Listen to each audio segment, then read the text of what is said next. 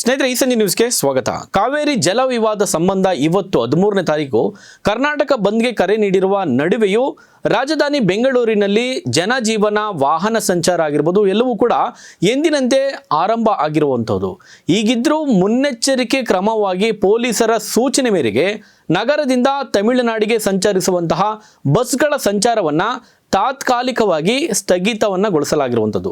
ಹೀಗಾಗಿ satellite bus ನಿಲ್ದಾಣದಿಂದ ತಮಿಳುನಾಡಿನ ಪ್ರಮುಖ ನಗರಗಳಾದಂಥ ಊಟಿ ಆಗಿರ್ಬೋದು, ತಿರುವಣ್ಣಾಮಲೈ ಆಗಿರ್ಬೋದು, ಅಥವಾ ತಲ್ಲುಕುರ್ಚಿ ಆಗಿರ್ಬೋದು, ಸೇಲಂ ಆಗಿರ್ಬೋದು, ಅಥವಾ ವೇಲೂರು, ಕಲ್ಪಕಂ, ರಾಜೀವರಂ, ಹೀಗೆ ಕೆಲವೊಂದು ಪ್ರಮುಖವಾಗಿರುವಂಥ ತಮಿಳುನಾಡಿನ ನಗರ ಪ್ರದೇಶಗಳಿಗೆ ವಂದವಾಸಿ ಆಗಿರ್ಬೋದು, ಅಥವಾ ತಿರುವಳ್ಳೂರು, ಉಳುಂದೂರು, ಹೀಗೆ ಚಿದಂಬರಂ, ಹೀಗೆ ಪ್ರಮುಖ ತಮಿಳುನಾಡಿನ ಪ್ರಮುಖ ಊರುಗಳಿಗೆ ತೆರಳಬೇಕಾಗಿರುವಂತಹ ಬಸ್ಸುಗಳ ಸಂಚಾರದಲ್ಲಿ ವ್ಯತ್ಯಯವನ್ನು, ಅಂದರೆ ಪೊಲೀಸರ ಒಂದು ಸೂಚನೆ ಮೇರೆಗೆ ವ್ಯತ್ಯಯ ಉಂಟಾಗಿರುವಂಥದ್ದು. ಉಳಿದಂತೆ ನಗರದ ವಿವಿಧೆಡೆ ಸಂಚರಿಸುವ ಬಸ್ಗಳ ಸಹಜ ಸ್ಥಿತಿ ನೀವೆಲ್ಲರೂ ಕೂಡ ಈಗಾಗಲೇ ನೋಡ್ತಾ ಇದ್ದೀರಿ, ಆರಂಭ ಆಗಿರುವಂಥದ್ದು.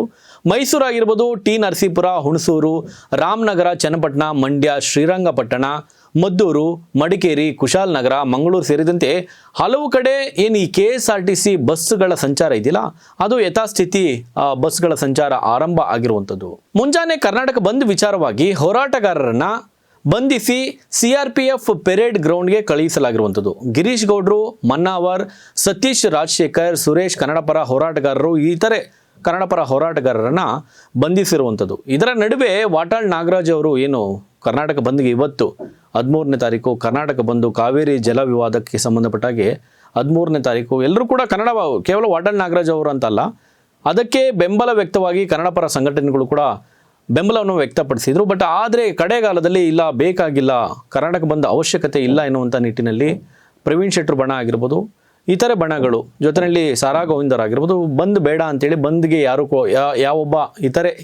ಯಾರೊಬ್ಬರು ಕೂಡ ಕನ್ನಡಪರ ಸಂಘಟನೆಯವರು ಬೆಂಬಲವನ್ನು ಕೊಟ್ಟಿಲ್ಲ. ಇದರ ನಡುವೆ ಪೊಲೀಸರ ವಶಕ್ಕೆ ಇದೀಗ ವಾಟಾಳ್ ನಾಗರಾಜ್ ಅವರನ್ನ ಪಡೆದುಕೊಂಡಿರುವಂಥದ್ದು. ಕಾವೇರಿಗೆ ಬಂದ್ಗೆ ಕರೆ ಕೊಟ್ಟಿರುವಂಥ ವಾಟಾಳ್ ನಾಗರಾಜ್ ಅವರನ್ನ ಪೊಲೀಸರು ವಶಕ್ಕೆ ಪಡೆದುಕೊಂಡಿದ್ದಾರೆ. ಮನೆಯಿಂದ ಹೊರ ಬರ್ತಿದ್ದಂತೆ ಪೊಲೀಸರು ಅವರನ್ನು ವಶಕ್ಕೆ ಪಡೆದಿದ್ದಾರೆ. ಡಾಲರ್ಸ್ ಕಾಲೋನಿ ನಿವಾಸದಲ್ಲಿ ವಾಟಾಳ್ ನಾಗರಾಜ್ ಅವರನ್ನ ಪೊಲೀಸರು ವಶಕ್ಕೆ ಪಡೆದಿದ್ದಾರೆ. ನೀವೆಲ್ಲರೂ ಕೂಡ ಗೊತ್ತಿರೋ ಹಾಗೆ ವಾಟಾಳ್ ನಾಗರಾಜ್ ಅವರು ಅಂದರೆ ಒಂದು ರೀತಿ ವಿನೂತನವಾದಂಥ ಕನ್ನಡ ಪರ ನಾಡು ನುಡಿಗಾಗಿ ತಮ್ಮ ಇಡೀ ಬದುಕನ್ನು ಇಟ್ಟಂಥ ಒಬ್ಬ ಕನ್ನಡ ಪರ ಹೆಮ್ಮೆಯ ಹೋರಾಟಗಾರ. ಇವರು ಬಂದ್ಗೆ ಕರೆ ನೀಡಿದರು. ಅವರು ಮಾಡುವಂಥ ವಿನೂತನ ಒಂದು ಚಳುವಳಿ ಆಗಿರ್ಬೋದು, ಹೋರಾಟ ಆಗಿರ್ಬೋದು, ಇವತ್ತು ಕೂಡ ಎಂದಿನಂತೆ ಅವರು ಬಾಯಿಗೆ ಪ್ಲಾಸ್ಟರನ್ನು ಹಾಕಿಕೊಳ್ಳುವ ಮೂಲಕ ಒಂದು ರೀತಿ ನಾನು ಮಾತನಾಡೋದಿಲ್ಲ, ನಾವು ಕಾವೇರಿ ನೀರು ಬೇಕು, ನಾನೇನು ಮಾತನಾಡೋಕೆ ಹೋಗೋದಿಲ್ಲ, ನಮಗೆ ಕಾವೇರಿ ನೀರು ಬೇಕು ನಮ್ಮ ನಾಡಿಗೆ ಎನ್ನುವಂಥ ಒಂದು ನಿಟ್ಟಿನಲ್ಲಿ ತಮ್ಮ ಬಾಯಿಗೆ ಪ್ಲಾಸ್ಟರನ್ನು ಹಾಕಿಕೊಳ್ಳುವ ಮೂಲಕ ವಿನೂತನವಾಗಿ ಒಂದು ಪ್ರತಿಭಟನೆಯನ್ನು ಮಾಡಿರುವಂಥದ್ದು.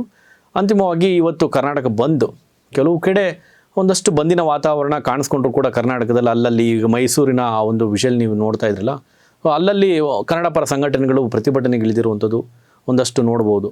ಸೊ ಹೀಗೆ ಇವತ್ತಿನ ಕರ್ನಾಟಕ ಬಂದ್ಗೆ ಸಂಬಂಧಪಟ್ಟಾಗಿ ಏನಿದೆ ಏನಿಲ್ಲ ಎನ್ನುವಂಥ ಅಪ್ಡೇಟನ್ನು ತಿಳಿಸ್ಕೊಡುವ ಪ್ರಯತ್ನ ಆಗಿತ್ತು. ಹೀಗೆ ಲೇಟೆಸ್ಟ್ ಅಪ್ಡೇಟ್ ಸುದ್ದಿಗಳಿಗಾಗಿ ನೋಡ್ತಾರೆ ಈ ಸಂಜೆ ನ್ಯೂಸ್. ಇದು ಸಮಸ್ತ ಕನ್ನಡಿಗರ ಧ್ವನಿ.